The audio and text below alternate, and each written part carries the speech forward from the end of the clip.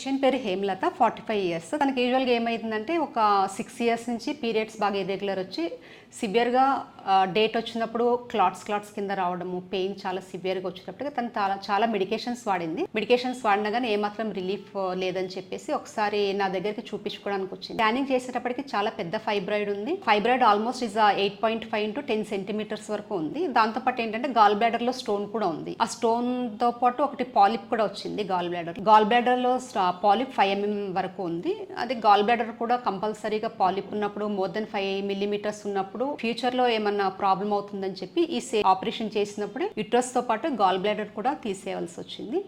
Almost తనకి వచ్చినప్పుడు నా దగ్గరికి హిమోగ్లోబిన్ కూడా తక్కువగా ఉంది. ఎందుకంటే బ్లీడింగ్ చాలా సివియర్ అయ్యేటప్పటికి హిమోగ్లోబిన్ కూడా బాగా డ్రాప్ అయ్యింది తనకి. దాంతోపాటు పర్ అబ్డామిన్ చూసినప్పుడు ఆల్మోస్ట్ 5 months ప్రెగ్నెంట్ ఎట్లా ఉందో అంత సైజ్ ఆఫ్ యూట్రస్ కూడా కనిపించింది.